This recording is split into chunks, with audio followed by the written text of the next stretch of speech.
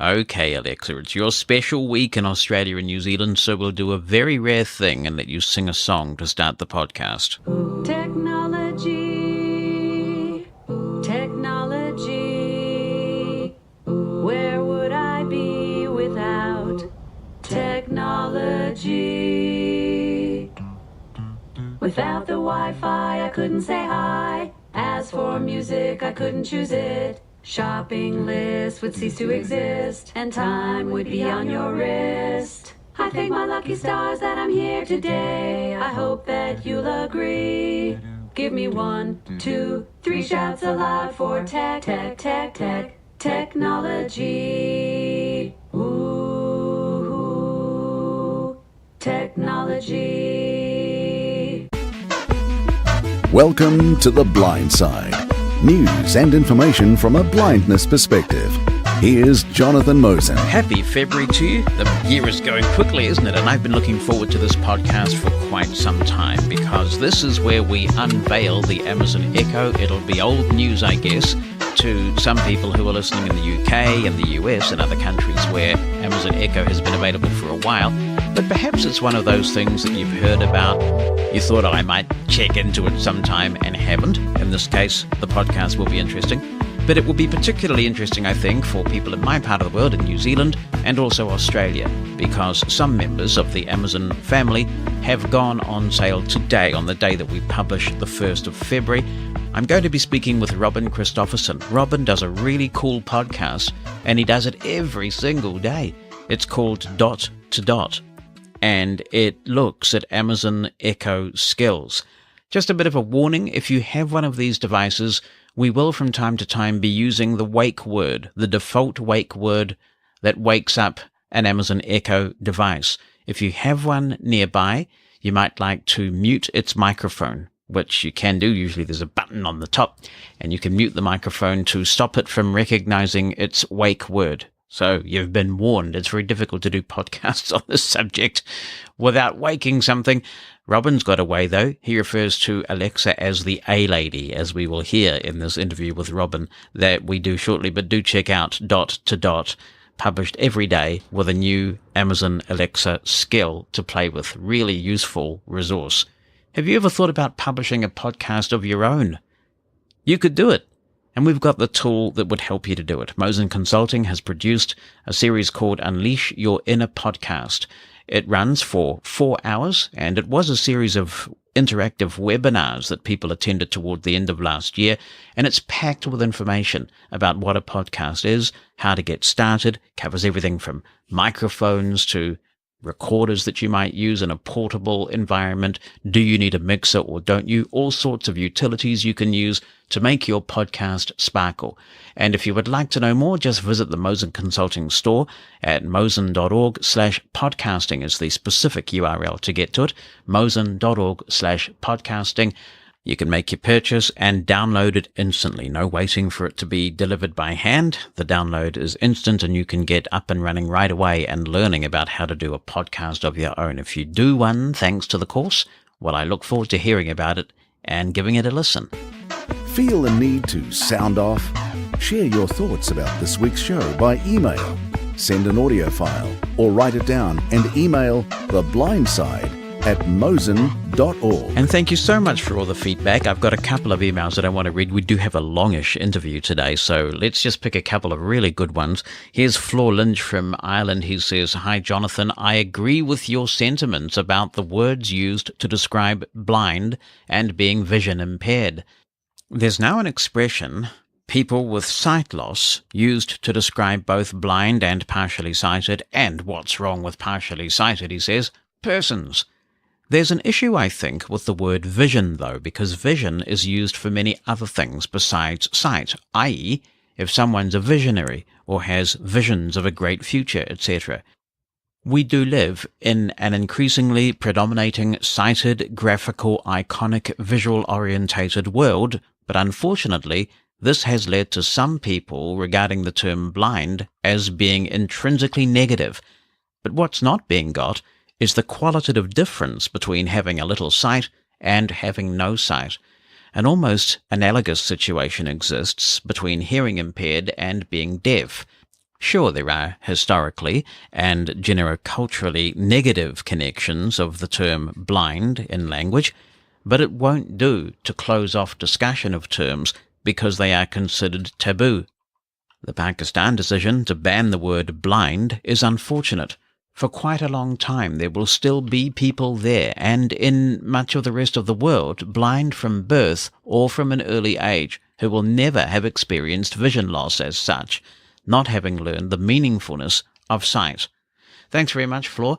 I understand what you mean with the term vision impaired, but in a way I think it goes to the very root of the problem, which is that vision is somehow seen to mean understanding.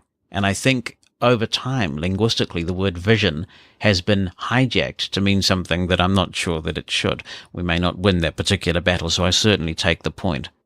Now, on last week's episode of The Blind Side, we talked about Delta Airlines. That was our feature story, and the fact that they were going to require users of service animals to file documentation no later than 48 hours before they have to travel. And obviously, if you want to travel on urgent business and you're a guide dog handler, that is going to be a big deal. The first thing I should say is that Delta has released some sort of clarifying statement after all the brouhaha that they've created, and they've said that they will make exceptions in certain situations, and that will be assessed on a case-by-case basis. There's also some investigation going on, of course, as to whether this just violates the Air Carriers Access Act and is illegal. And then I hear a story in the last week or so where I believe it was on United Airlines. They were saying that somebody tried to get an emotional support peacock onto the plane. I mean, the situation over in the United States with emotional support animals is just out of control. Here is a message from Beth in response to last week's podcast. Oh boy, have you got your flame-proof suit on, Beth? She says, "Hey Jonathan, Happy New Year and welcome back. Missed you." Oh, that's sweet. You stated on your podcast that guide dogs are extremely well trained and so bonded to their blind handlers. Of course, I have and will never sit in on the school's training, but my experience when I have been around guide dogs, and from what I have gleaned from podcasts and other materials, has been disappointing. Distraction, food stealing, chewing things, eliminating on floors, I'm not sure what eliminating on a floor is, and barking are all common problems. I have also had 2 dogs, one in the 70s, one in the 1980s, both having daily vomiting and diarrhea anywhere we happen to be, urination on a person's shoe, and distractibility, almost leading to being hit by a car once. My analysis led me to no longer even want to try another dog. It is my objective view that dogs shouldn't be used for guide work. There are too many non-viable variables. Well, thank you for the email, Beth. I'd be really interested in hosting a panel discussion on the pros and cons of mobility with a dog and with a cane, and also hearing from other people who believe that guide dogs are not necessarily appropriate. Of course, it does take me back to that very controversial Braille monitor that was published in 1995, October, I believe it was, of 1995, where they discussed this subject with some candor, and boy, did it cause a major storm even before this social media age in which we live. So if you would be interested, if anyone would be interested in participating in such a panel discussion on a frank discussion of the relative merits of dogs versus canes and the downsides of having a guide dog in terms of socialization, accidents, all those things, as well as the many positive sides that people report as well, then do get in touch and we'll see in future weeks sometime. It won't be in the next week or 2, but we'll see if we can put a panel discussion together. And I think it could be really interesting if we get some people who are willing to engage with one another and have some frank discussion. If you want to be in touch, the email address is theblindside@mosen.org. That's theblindside, all joined together, @mosen.org. And as a segue into our feature on Amazon Echo today, don't forget that Mushroom FM's daily technology show, the Daily Fiber, is happening. And boy, are we getting some amazing response to this. It is on at 3 a.m. Eastern Time every weekday morning. That is 8 a.m. in the UK. It's replayed 12 hours later, 3 p.m. Eastern Time, 8 p.m. in the UK. You can go to Mushroom FM's website at mushroomfm.com/schedule, and the schedule is displayed in your own time zone. That's mushroomfm.com/schedule. It's time to hear from this week's featured guest on The Blind Side. It's an exciting week for people in Australia and New Zealand because Amazon Echo is coming to those markets. It's perhaps less of a deal for people in Australia who've had Google Home for a while, but the Amazon Echo family is the first family to officially support New Zealand. I imported my first Echo a couple of years ago, but for people who don't want to get into hackery and who want the full experience, this is a really exciting week. I'm joined by Robin Christopherson. Now, Robin has a podcast called Dot to Dot, which focuses on the Amazon Echo family, and he joins me now from the UK. Robin, it's really great to talk to you. Thank you so much. Thank you for having me on. How long have you had your Echo for, and what do you use it for in your day-to-day life? I've had it just over a year. And it's probably easier to ask what I don't use it for. Now, because I do a daily podcast on the Echo, it obviously forces me to try out lots of different skills to find one that I would want to share with other people each day. But I absolutely use it in between times too, as do the rest of the family. So there's the obvious things: playing music, adding things to a shopping list or a reminders list, asking the time, setting timers, playing music, playing radio stations. That I'm more of a spoken word person than a music person, so I am always listening to my BBC radio stations, for example, through it. And then there's just asking for information. It knows, so much information. You can throw any question at it and usually you'll get a sensible answer. You can ask it for the weather forecast, obviously. You can do calculations. You can do translations, ask it what such and such is in Spanish or German or Dutch or whatever it might be. And just so many different things. And we haven't even talked about, obviously, the fun stuff that you can do. The games, there's so many games.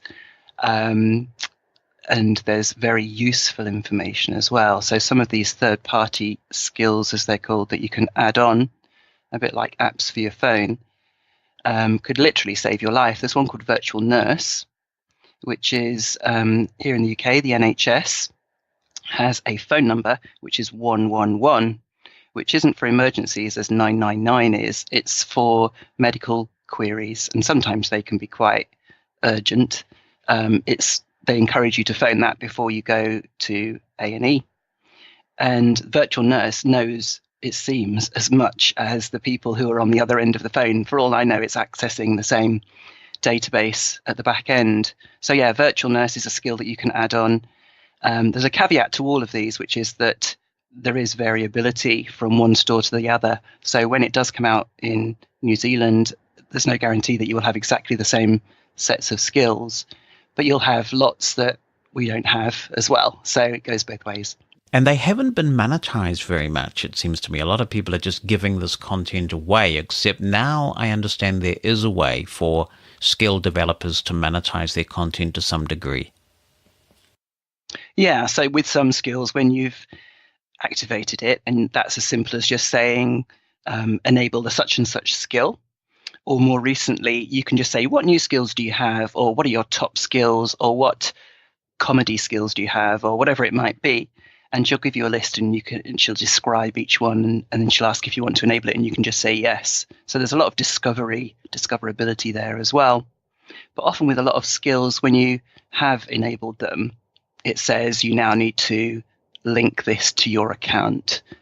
Go to this URL and it will tell you what it is.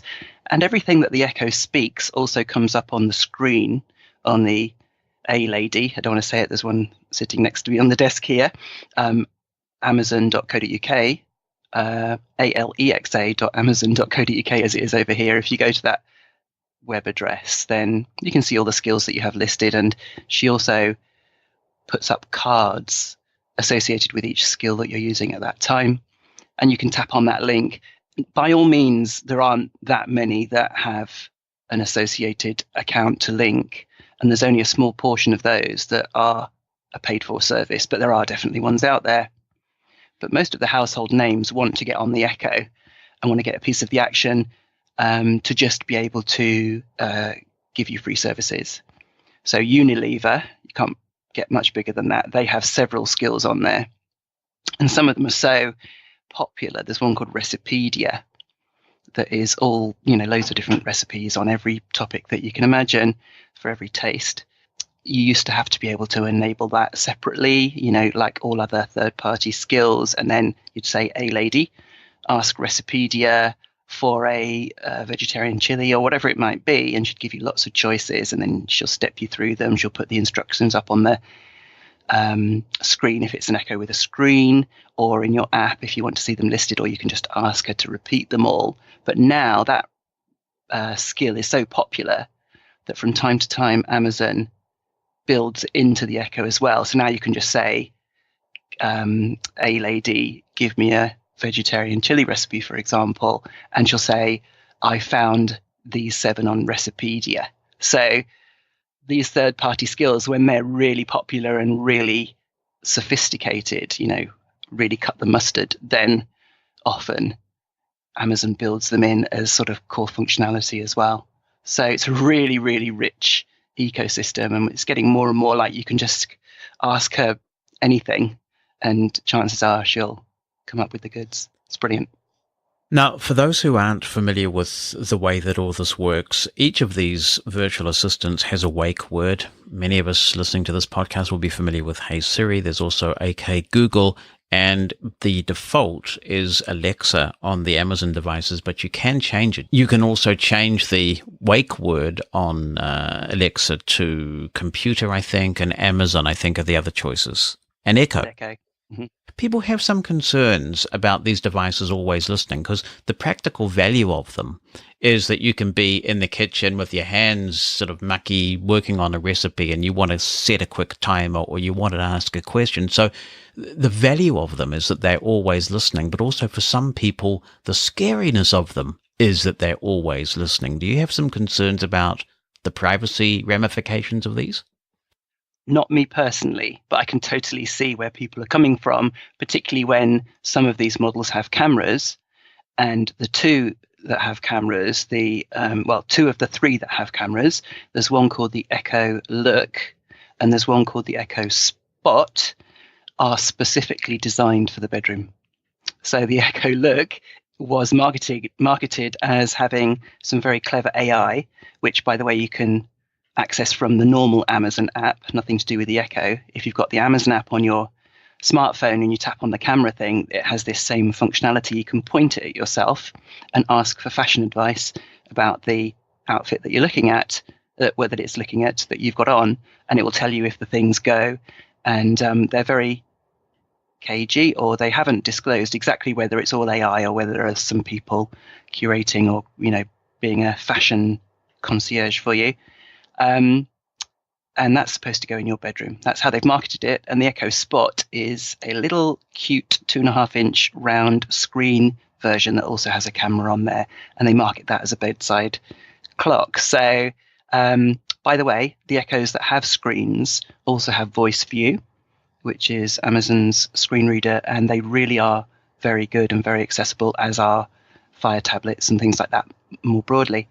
So yeah, there's definite concerns, and you absolutely can see how much it's storing about you. I don't know if it's locally. I suspect it's not, because I don't think much happens locally on the Dots or the other Echoes.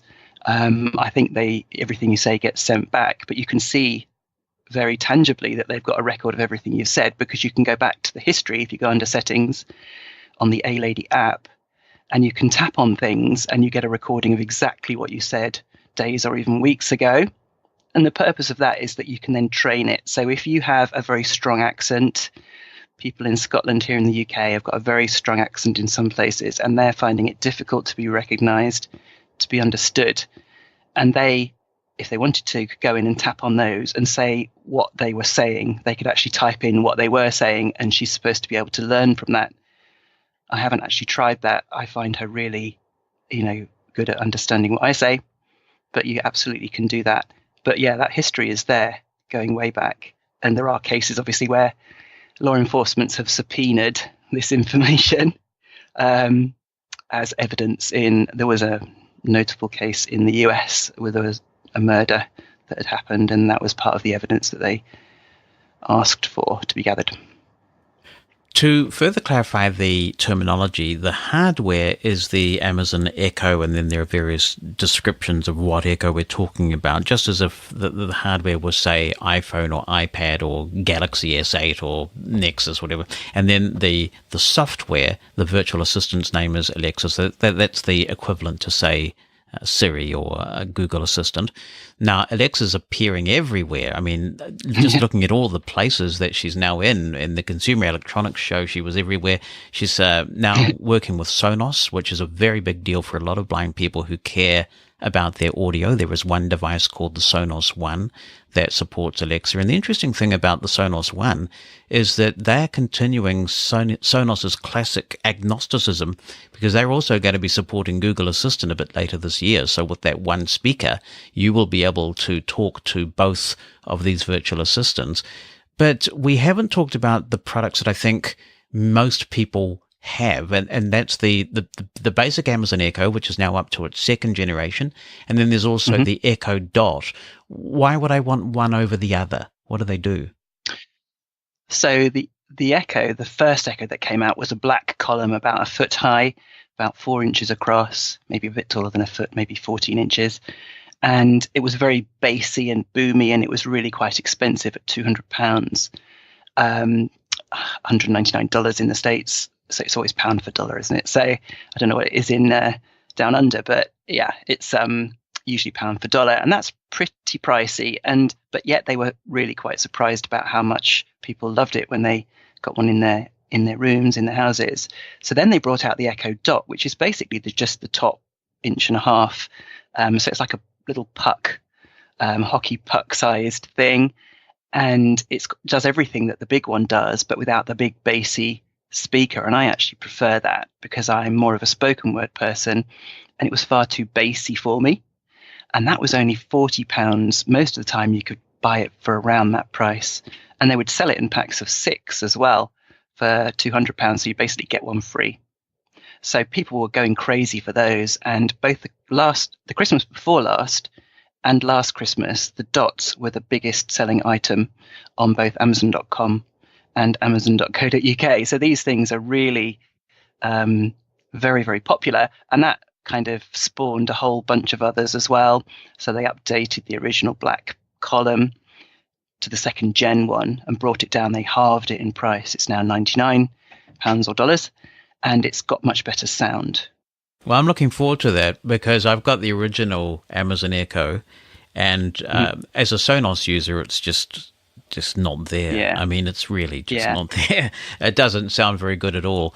So I'm looking forward to hearing how the second generation Echo sounds. But yes, we're also getting a bunch of Dots, one of which will connect directly to the mixer here in the studio, because another advantage of the Dot is that it has a headphone jack or a line out jack, and so you can connect external speakers to that. Absolutely. I think it's the most flexible of the lot, really. The others haven't got an audio jack as far as I know. And so if you've got some speakers knocking around, or a Bluetooth speaker, who doesn't have a decent Bluetooth speaker that they might have purchased in the past to plug in, to connect to their phone or whatever. So yeah, that's really very versatile. And then there are loads of other models as well that have screens. The Echo Look has a screen. The Echo Show is the one that I mentioned a moment ago. And then there's the new Echo Spot, which is coming out next week here in the UK. And I'm sure it won't be too much longer before it comes down under, because once you've got the official launch of some of the products, then they've got all the back end sorted out, and it's just a question of localizing the hardware, which isn't nearly so difficult. So yeah, watch this space. And like you were saying, the A-Lady is in every white good that you could want to buy. And it's even in smoke detectors, for example. And in America, it's a legal requirement to have one per room. So if people decide to go that route, then you've already echoified your whole house Gosh, it's even in toilets and shower heads. I was reading at the Consumer Electronics Show. So they've done very well with this thing. That I don't think even Amazon anticipated just quite how it would take off in the way that it has. But you're right. I mean, it's the back end that's the big deal. The language recognition, I understand they've done quite a bit of work on Maori place names and pronunciation for New Zealand, for example. So that's the heavy lifting there, getting the voice recognition so that it offers a good experience. And all the local POIs, points of interest, all the local data about where things are and their opening hours and phone numbers and all this sort of thing. Speaking of which, you can do voice calling from the Echo.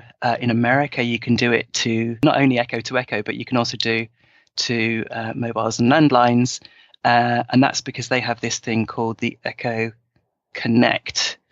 I said there are lots of them. There really are loads of these devices, which you just plug into a landline socket and it will talk to all the other Echoes in your house. And now suddenly you can make voice calls and send texts not just from Echo to Echo, but to any other landline or mobile. So, it'd have to have all that infrastructure in every country that it's rolled out to.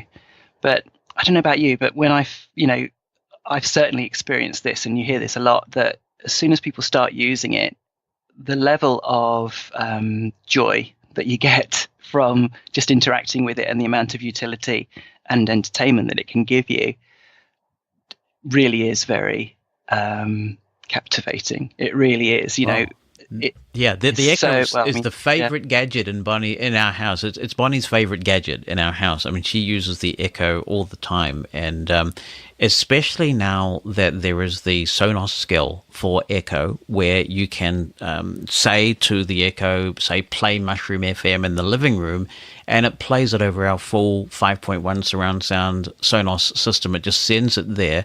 There are some problems with the current implementation of the Amazon Echo Sonos skill that I did want to flag for people who may be wanting to buy one because of the Sonos integration.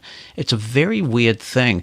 What happens is whenever anybody's talking to Alexa, even if the Sonos concerned isn't playing content from that device, it will cause every Sonos in the house to duck. So you might be listening to a really great Pink Floyd album, and it's cranked up, or even worse, man, the cricket's on, right? And there's a wicket going down, and you're getting a description of the delivery, and Bonnie's in the other room somewhere talking to Alexa, and the Sonos turns down.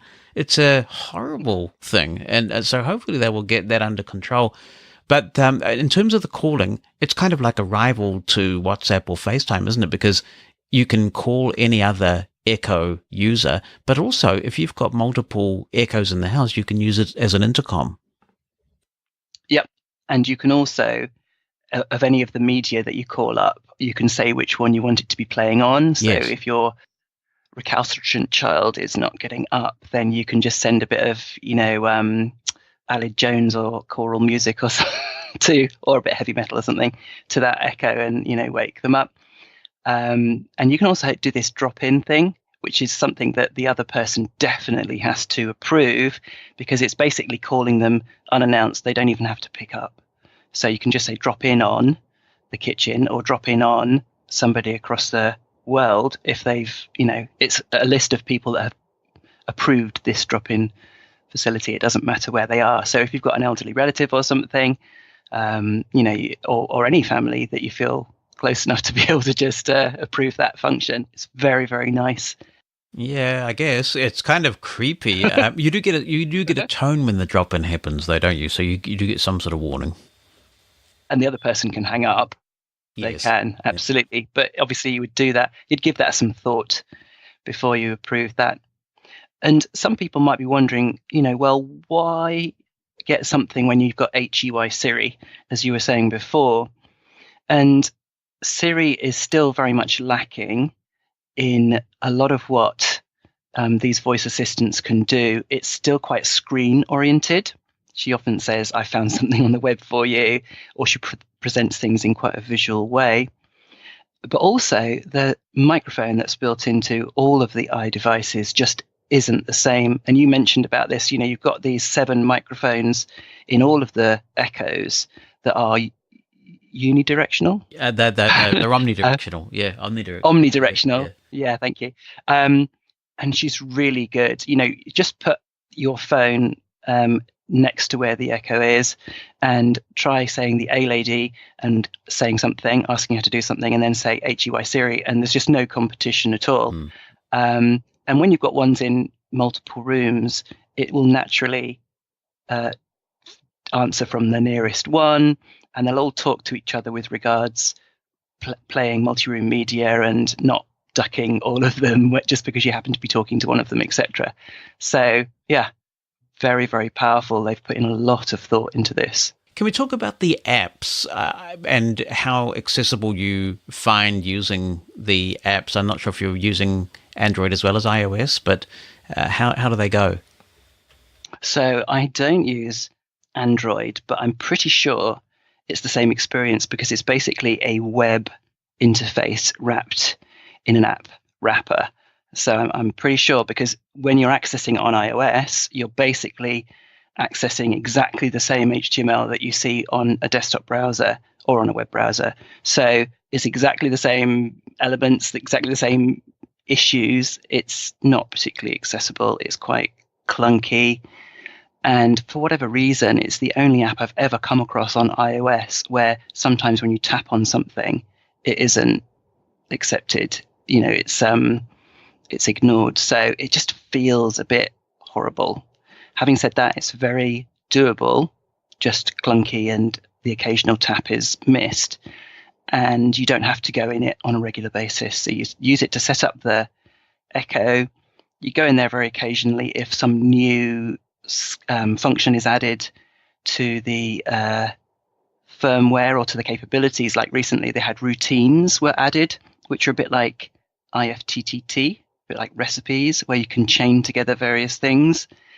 So you can issue a command like good morning, and that will trigger a whole string of different things that you wanted to do, tell you the weather, play you your news briefing, start playing a game, whatever it might be. So occasionally you'll have to go into the app, but it's not good. It's not good at all. And I would do it on a browser. I find that in Safari is the best browser on the Mac for accessing it. And that's what I would do to browse the skills and have a look at the different categories and enable things. Because even though you can ask her what her new skills are, that's a very pedestrian way of looking down through these. And there's several hundred new ones a week. So yeah, that's not going to be an effective way of doing it. Much better to go to the skills section and search for something that takes your fancy, whether it's bus info or, quiz games or choose your own adventure games or recipes or whatever it might be. There are some advantages in the app, and I understand if it hasn't come to iOS very shortly, it will be. You can actually use Alexa itself from the iOS app. I believe that's already in Android, and that if it hasn't come to iOS, it's about to. Yes, it's not there yet. There are other apps. There's one called Reverb, which gives you all of her functions. It's just like a remote input to that, where there's a massive button in the middle of the screen, you hold it down and you talk, and it does all the skills and everything, but not Prime Music. So for whatever reasons, rights reasons or whatever. So yeah, that's really good too. Right, and speaking of music, we've got Amazon's own service, Prime Music, which you can subscribe to. There's also Spotify support, and Spotify is kind of ubiquitous. And not surprisingly, there's no Apple Music. There is Pandora in countries where Pandora is supported. There's iHeartRadio, and of course there's also TuneIn, which has this massive directory of radio stations and podcasts. But there are also some very good dedicated podcast skills. And being an Amazon product, you've got Kindle and Audible support, and that's very elegantly done, isn't it? In the sense that you can pick up an audio book from where you left off and a Kindle book from where you left off on the last device you were reading it. Yeah, so whichever device it is, and obviously if it's a Kindle book, then it will read it with a synthetic voice, but they remember it across all the devices. And sometimes, particularly with iCloud implementations on the Apple side of things are a little bit glitchy, but no, it's rock solid. It will get you exactly where you left off. With podcasts, things like AnyPod are really good because they allow you to pick up where you left off on a podcast. But normally the built-in podcast functionality with TuneIn, I say built-in, but yeah, TuneIn is the service, but that's been something that you can just ask for a podcast. You've always been able to do that from day one, and it will say getting this podcast from TuneIn. So it's like one of those third-party collaborations, but that doesn't remember where you were on the podcast. It will for a few minutes if you say stop and then start, particularly if you say pause and then a lady play 5 minutes later on. But any later than that, and you'll be back to square one with that podcast. But yeah, podcasts, brilliant, really, really good. Now, I don't want to lose track of this routine thing because another feature of the Amazon Echo family that routines really take advantage of is the home automation that we haven't talked about yet. And this is just super exciting because there's a wide range of options available for home automation, everything from turning lights on and off. And I just find this incredibly helpful because, often people leave lights on and I have no light perception and you have no idea. So the idea that you can turn all the lights off at once or in a given room with a particular command is really amazing. They've got support for security systems, smart locks, all kinds of things like that. So that's another thing. Your good morning routine, for example, could also be set the thermostat to a particular temperature if you have a compatible thermostat.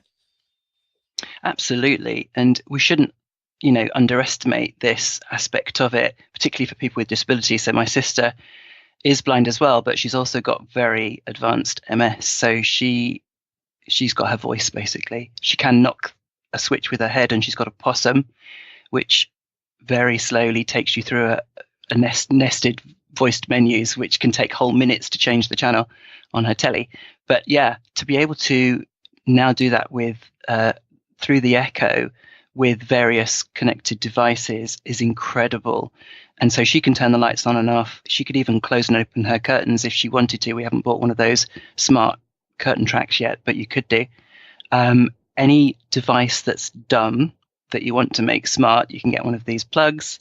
You simply plug it into the wall and then plug the device into it. And like a fan or coffee machine. So if you prime your coffee machine the night before, just a simple, dumb £30 filter coffee machine. And then on the morning, you can just ask the A lady to turn on the coffee. And that just lets power through, basically, to the coffee machine or whatever it is.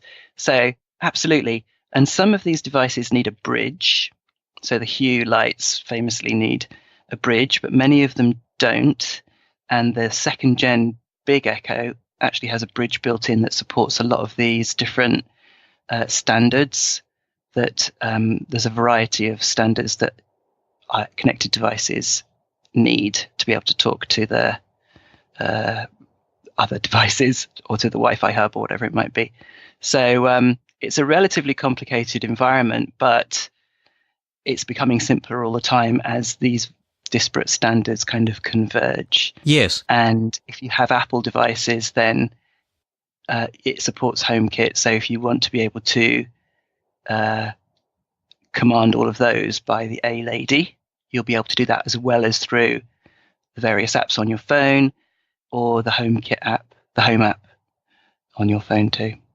So even if you get the family geek or some professional to come along and set this up for you, I mean, that's just a one-off setup. And I mean, the same with actually setting up one of these Echo devices itself. We forget sometimes that 80% of the blind population is over the age of 65. And it really troubles me that so much of that population continues to be left out of all of this momentum. So I think it's just so exciting on a bunch of levels that here we have this mainstream piece of technology that just by virtue of it being screenless, at least for some of these products, is 100% accessible and really intuitive to use. It's good news, isn't it? Really good. And I don't think we should be worried about the fact that some of them are getting screens on now, because the ecosystem is so vibrant. There are over 25,000 skills for the different Echoes now, compared to 800, I think it is, apps, as they're called, for the Google Home. And Zero for the HomePod that we can talk about if we want, and the Apple one that's going to be coming out very soon. And they, the vast majority, don't assume that there's a screen involved, and the others that do, because at the heart of these devices is this natural language interface, this kind of natural communication where you talk to it and it talks back, speak things as well as showing stuff on a screen. So, there are hundreds of weather apps, weather skills out there. And even the ones that do provide information, if there happens to be a screen on the model that you're talking to, will still speak it all back as well, because they can't, they're not just built for one specific Echo device. So I'm not bothered about that at all. And I think it's, we're going to be included going forward. And don't forget that there is a screen reader built into these ones as well. So if you want to, touch the screen and interface with what's being shown up, you can do that too. Now, of course, there are tribes. We've got people arguing about iOS versus Android and Windows versus Mac OS. And now we have Alexa versus Google Assistant, and HomePod is sort of joining in. We'll talk a bit about that. Have you had much experience with the Google Assistant on one of these speakers? And do you have any perception of advantages and disadvantages of either platform? I think that Google does search very, very well. And I've heard people say, I haven't used one myself, but I've listened to lots of demos of it. And I don't necessarily think that the Echoes are worse at sort of just coming back with facts. It's very rare that she'll come back and say, I don't know that, or I didn't understand the question, or something like that. Very, very rare. So I can't see a massive difference between that. And as I mentioned a moment ago, the big difference is the kind of ecosystem. There are so few third-party apps for the Google Home compared to the Echo.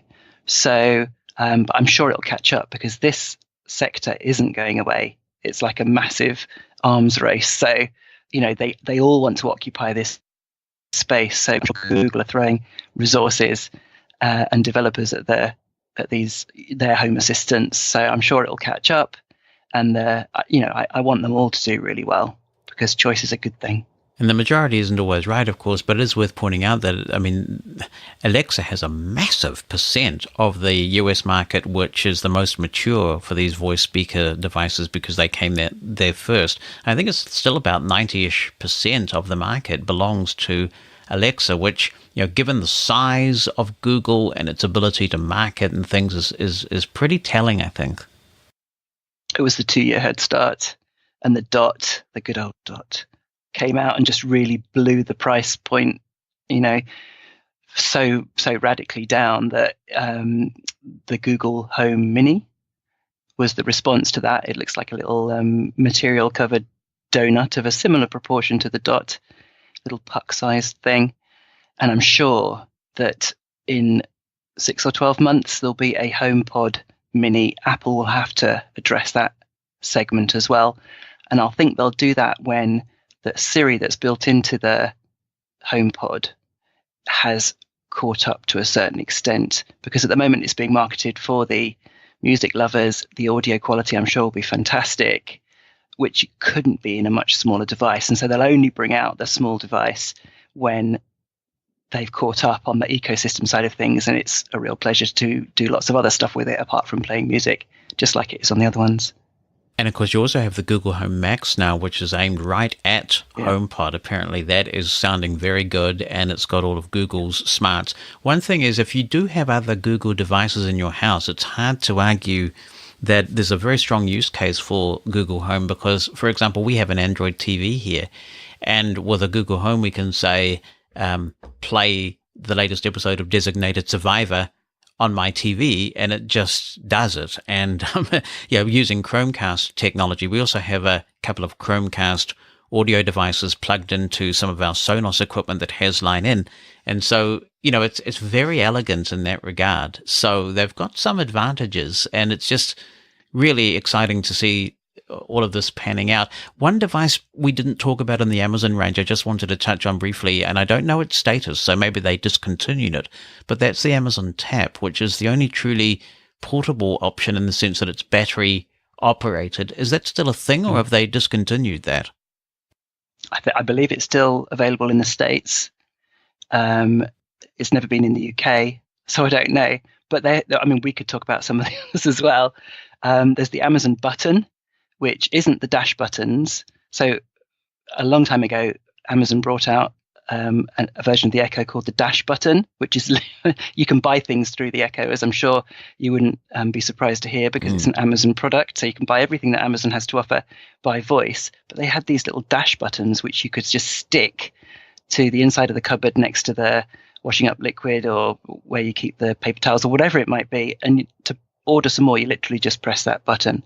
But the Echo button that I mentioned a moment ago is actually an add-on as like a portable playing device. If anyone's seen those Simon Says from our youth, when it had 4 lights, red, green, yellow, and blue, and you had to do it in sequence. Well, these Amazon buttons, have that, and it's a controller to control skills that support these Amazon buttons. So you can imagine everyone sitting around with their little lights on their Amazon buttons, and press blue for this answer and red for this answer, and there's loads of games that support that as well. So this is absolutely ballooning out of control.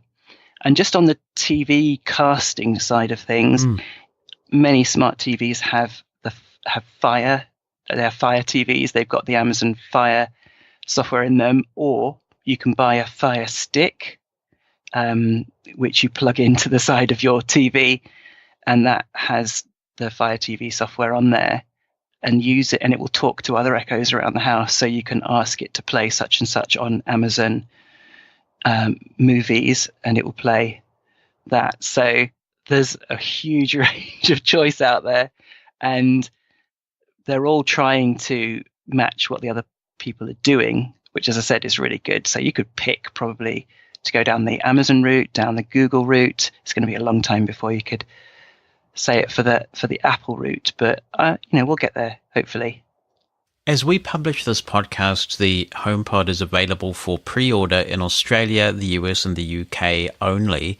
And it's kind of not, as I said on the Daily Fibre last week, it's HomePod, Tim, but not as we were expecting it, because we don't have the ability to group rooms, and we don't have the ability to pair 2 of them to form a stereo pair at launch. That's coming in software a bit later. But to ship without those features when they were aiming at the audiophile market seems like an act of desperation to me. They obviously started very late down this path and are paying for it now. But I'm really excited about the HomePod, not because I want to get one. I probably will never get one because I don't care about the quality of audio. I'm happy for it to be coming out of anything, really.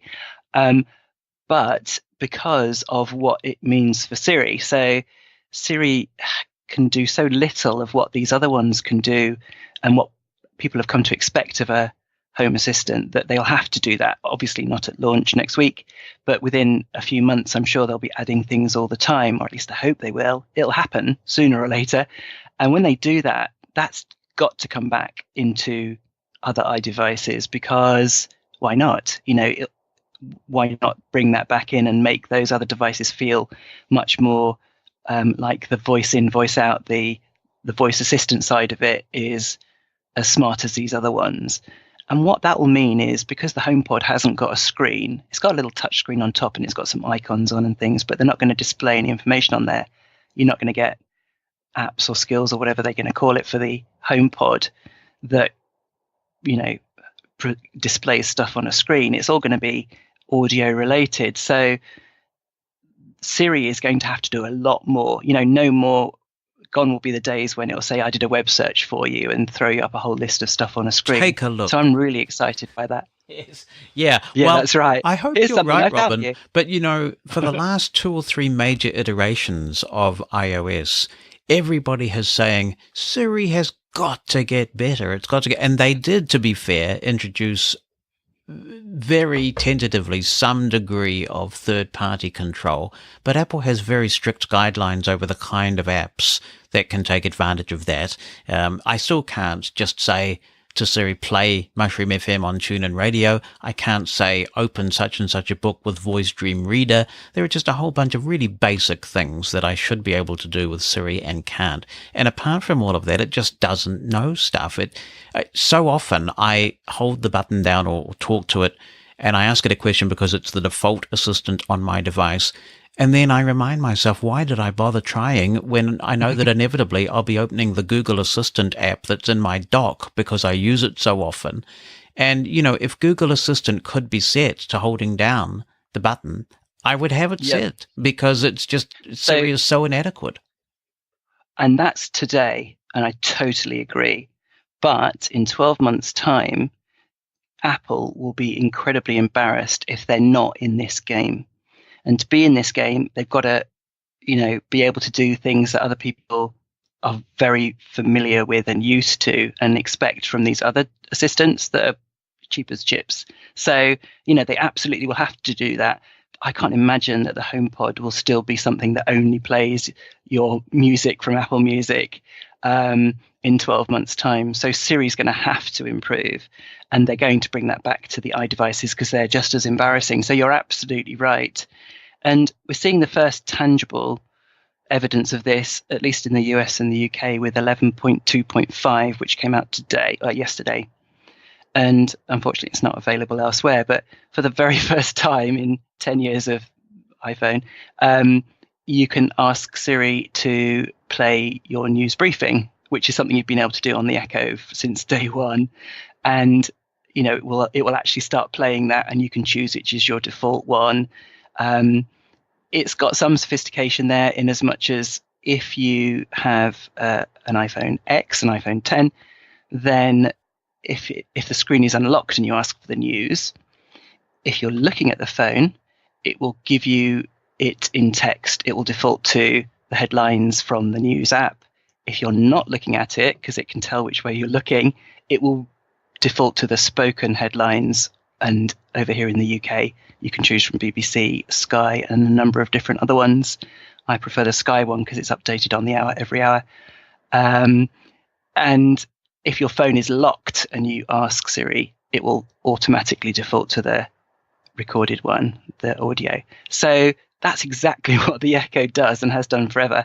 So we're already seeing a little bit of evidence of it. And obviously that's what the HomePod's going to do. And that's available in the UK, Australia, and the US at the moment. And as you say, it's sort of trickled down from HomePod. But is it really exactly what the Echo does? Because with the Echo, you can go in and set an order at which a string of news sources will play back to back. And I think that's actually superior even now to what Siri is offering. Oh, it absolutely is. And there's other things that you mentioned a moment ago, like play my Audible book. That's never going to happen because of, the Apple and Amazon relationship. So that's never going to happen, unfortunately. So the HomePod will always be much more of a constrained, walled garden experience, a bit like the iPhone, really, but much more so. Are we all going to get into the sort of mode where we're going to have multiple assistants? Are we going to have a kitchen counter big enough to accommodate Alexa, Google, and Siri? I've heard a lot about what the Google Home ones have to offer, and there's nothing that I can think of temporarily, because it comes and goes as Amazon and Google kind of fall out and make up. YouTube isn't available on the Echoes that have screens, but I'm sure that will come back at some point. Not that I listen to, watch YouTube videos or anything like that, but all the other kind of Google properties, accessing your Google Calendar, listening to your recent Gmail emails, etc. All of that stuff's available on the Echo. So there's nothing that I can think of sitting here at the moment that would make me need to get a Google Home. So yeah, I don't know is the answer. I certainly know people that have multiple, so maybe at some point, but yeah. What's your favorite email skill? There's one called Mastermind, which does require logging into a separate account. I'm waiting for them to actually build that in, the ability to read emails and texts and that sort of thing. So I'm sure that will come at some point. We've already got the voice calling and the voice messaging, etc., from Echo to Echo. So yeah, I think that'll come at some point. But there are loads of third-party skills that, as long as you allow them, and going back to the privacy thing, to access all of your email and your contacts, that will do your mail for you. Now, there are so many skills, and every so often on various radio shows that I do, somebody will email in or call in with a skill recommendation. Somebody recommended one called Ditty to me a wee while ago. You familiar with that one? Yeah, I've never been able to get it to work. Well, I have, but to get it to give a satisfactory, I mean, we could share it now, but it's very, very painful when I've done it. But that's probably just my... there's a brilliant app. I'm not sure if it's still available on iOS, called Songify. And that, to me, gets it right every single time. It just turns any spoken phrase you give it into a brilliant song. Ditty does exactly the same thing, but it kind of misses the target for me. But yeah, I like it. I haven't used Songify for a while, and when I tried it, it was a little bit quirky with accessibility. Have they fixed that at all? Is it any better? I haven't used it for ages. I bet you if I open it up, it might even say that, this is no longer supported or something. It might be I don't know. 32-bit. Well, we'll have to check. But anyway, so the point I'm getting to, though, is that there's a lot of skills, and it's great when somebody is willing to do the hard yards and find the skills that are particularly noteworthy. And that's really what you are doing with Dot to Dot. Can you tell us about the podcast? So it comes out every single day. Sometimes there's an additional one. There was an additional one yesterday because it was our 365th episode. So it has been going for exactly a year yesterday. And yeah, very occasionally I throw in an additional one, which isn't usually a skill. It's some sort of side thing. Just like extra bonus if you haven't had too much already. And they're about 5 minutes, 8 minutes, 10 minutes. And it's just a single skill. Sometimes there's up to three. So a recent one was a moment of, if you look in the skill store very recently, many dozen skills have gone in that just offer you ambient sounds, and they all start with a moment of placid beach, or a moment of Italian cafe, or whatever it might be. And so actually in that day's episode, I covered 3 of those, but usually it's just 1, sometimes 2. And I have a little waffle at the beginning. I demo the skill and then kind of wrap up and say, if it's a quiz, how badly I did, and you guys, I'm sure, could do better. And very often I reiterate my plug, which is for people to submit their own skills as well. And I give my email address. And in recent months, we've had loads of people submitting demos as well. I love that because I love hearing, that people can hear somebody else's voice. And they're the best ones, where other people demo a skill that they like. And different skill each day, quick and easy to listen to. And the really interesting thing about these platforms, of course, is one of the problems we've had, or one of the opportunities, I suppose, that we've had in the blind community with platforms like iOS, is that we know that not all of the apps in the App Store are accessible. And so people filter through them and they find something that is accessible and that is of interest, and they might do some sort of podcast on that. In this case, of course, by virtue of the platform, everything's accessible. And so that not only is this podcast of interest to the blind community, but it's actually of mainstream interest, because the exact way that you as a blind person interact with the skill is the way that everybody interacts with the skill. Absolutely. There was one time I tried a skill called How Many Elephants, and the skill just said, I've sent a picture to the A-Lady app. How many elephants can you see? And it was a picture. I don't know what was on it because there was no alternative text. It was back in the days when iOS didn't have built-in OCR. Well, not OCR, because there was no characters, but object recognition. And top tip for anyone using an iOS device using iOS 11, you can now tap on any image with 3 fingers, and it should try and have a stab at telling you what's in that image. But so that was one where all it did was serve up unlabeled images, and that was the whole purpose of the game. But there are so many word-based games because obviously that is what lends itself. Some of them are quizzes, some of them are, there's one called Word Tennis where you get a category like fruit or something, and it has this brilliant noise of the tennis ball serving backwards and forwards, and she says a word of a fruit, and you have to say, really quick, you have to say another fruit, and sooner or later you run out of imagination of what fruits are out there. So there are so many word-based games. The best, I think my all-time favorite skill is called 20 Questions, which we probably all know what this is. And you usually play it with a human, animal, vegetable, or mineral, and you ask them 20 questions, and it's the most spooky skill you could possibly imagine. I've chosen beach ball, mountain, clown, garden shed, and she's got them every single time within those 20 questions. And it's really creepy because, question 16, do you find it outdoors? If it's like a clown, for example, I'd say yes. Sometimes you can say don't know or sometimes, and things like that. Question 17, is it a clown? It's just completely out of the blue. So that's a really spooky skill. 20 Questions. I really hope that's in the store where you guys are, wherever you are listening to this. That's my favorite skill. I was playing also with the BBC's inspection chamber skill, which is quite elaborate. And that one, the BBC's really sort of got into the smart speaker revolution. Sometimes we sort of think about anti-BBC being a bit stodgy, but they really do get new media. And they have, I think it might be a UK-only skill, there's a whole BBC radio environment. Yep, absolutely. When it first came out, it was just to stream the different BBC radio stations and to listen to podcasts. But the iPlayer app, which you can get on your smartphone, will be ported bit by bit into that skill so that you'll be able to listen to absolutely everything that is available on demand through the BBC. So yeah, it's amazing. And The Guardian, I'll have to give a plug for that one, has every single one of their online articles in there. It gives you the headlines, it reads it to you, it tells you how many minutes each article will be.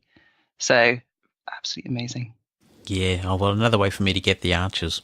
So you can get dot to dot pretty much on all the podcast apps. I didn't have any trouble finding it, so it's widely available in all the directories. And subscribe to that. I presume you can get it for those who use some of the blindness devices, like the Victor Reader Stream. It's in there. Absolutely, and you can also listen to it on the Echo, but you would need to press the mic mute. So there is, for people that are a bit concerned about privacy, there's a mute button so that it's not listening to you at all until you unmute it. And I would advise muting it for listening to my podcasts, because occasionally I will say her name when I'm demoing skills, and it's you might get a bit of recursion going on where I'm demoing it and then she tries to demo it as well because she hears me issuing the command. This is just such a wonderful good news story, and I would just unreservedly urge people in New Zealand in particular who don't have another supported smart speaker with voice available. If you can manage it, go out and buy at least one of these things. You will not ever regret it. They're just awesome. And you've done such a great job of explaining this all to us, Robin. I really appreciate you coming on the podcast. Thank you so much. I love talking about it. Thanks for listening to The Blind Side, a production of Mosen Consulting. On the web at mosen.org.